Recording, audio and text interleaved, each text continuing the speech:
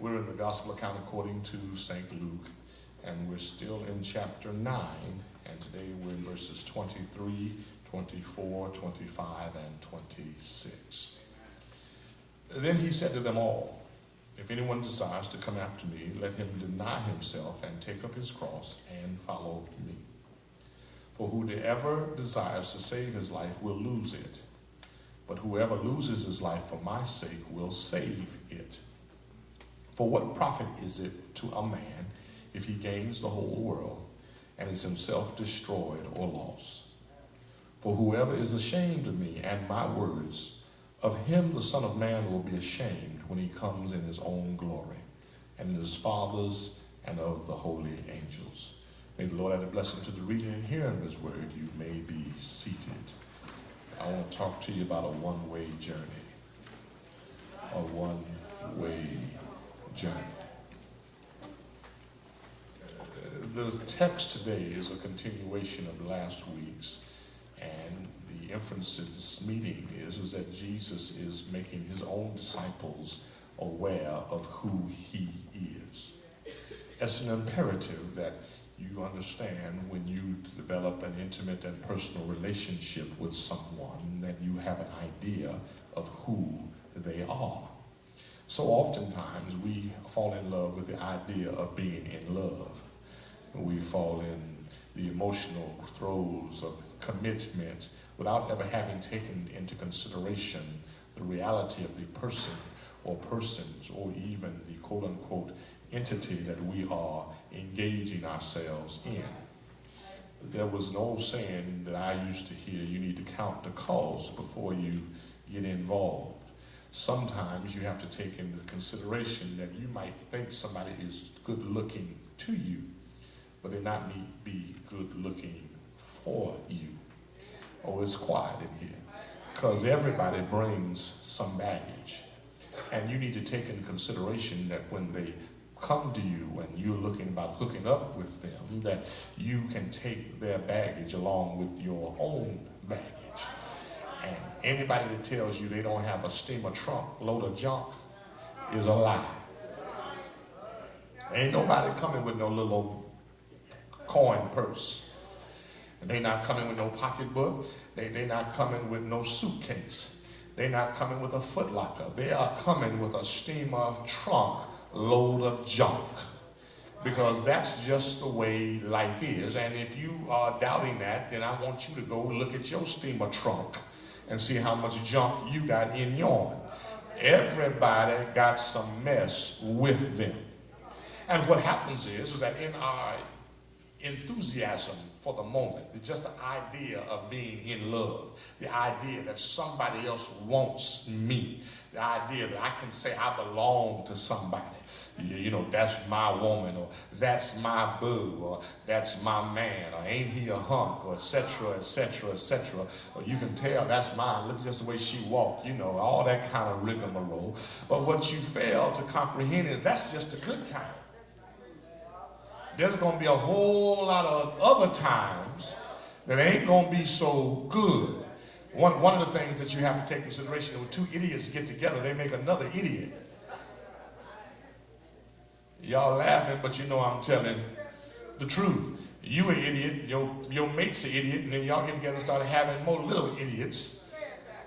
And now you got a house full of idiots and a neighborhood full of idiots, and just idiots everywhere.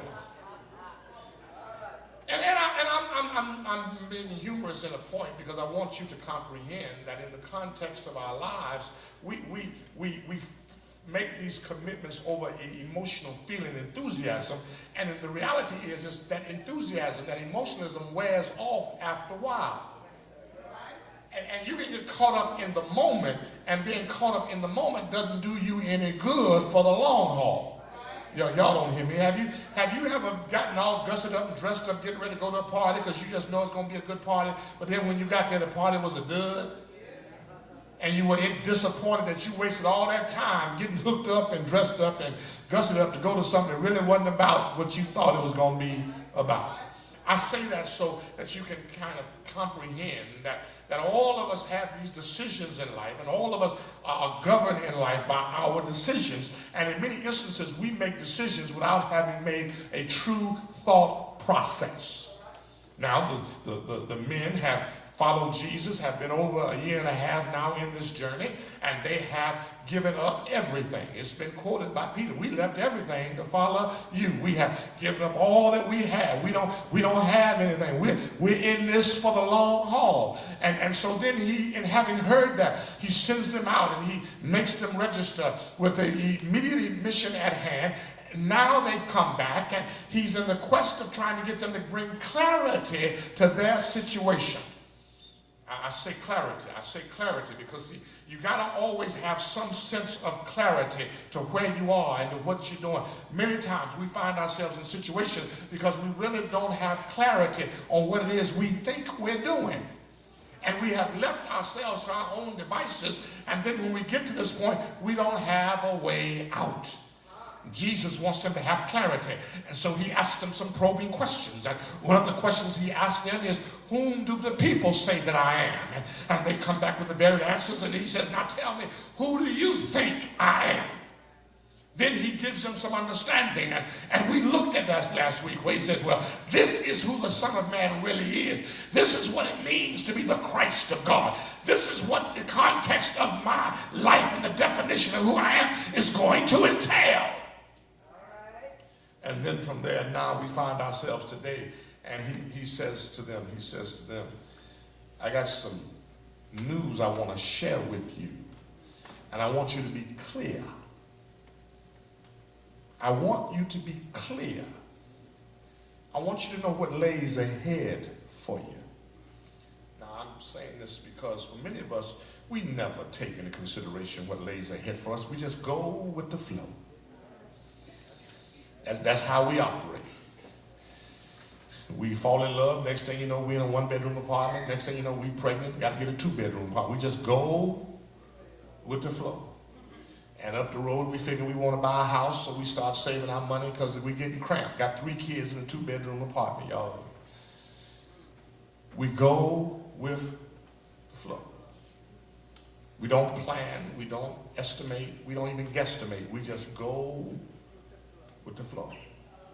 Now, going with the flow is all right if God's leading you like he led the children of Israel in the wilderness. But if he ain't leading you like he led the children of Israel in the wilderness, then you got a problem going with the flow. You ought to have some plan somewhere.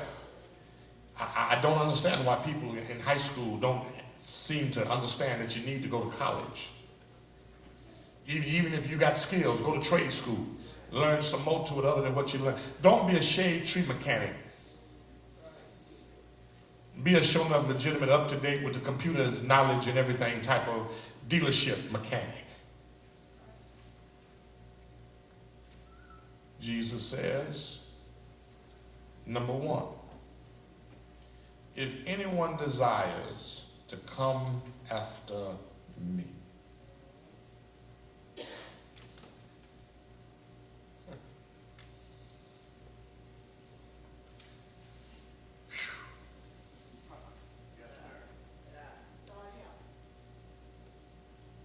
If anyone is enthused,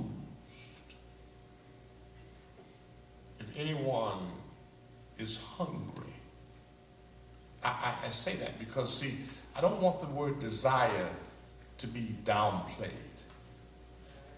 If anyone is motivated beyond the normal sense, let me help you. Last night, I'm finna date this sermon. Last night, USC played Oregon on television up in Oregon. And I was motivated to watch the game until they started getting beat up everywhere. Yesterday, Michigan was playing Illinois, if I'm not mistaken. And I was motivated to watch the game until Michigan got beat up all over. The other night, the Lakers were playing Dallas Mavericks, and I was motivated to watch the game until they started getting beat up all over. Y'all get to... I had a desire to watch something, But when it didn't look like it was going the way I wanted it to go, my desire waned.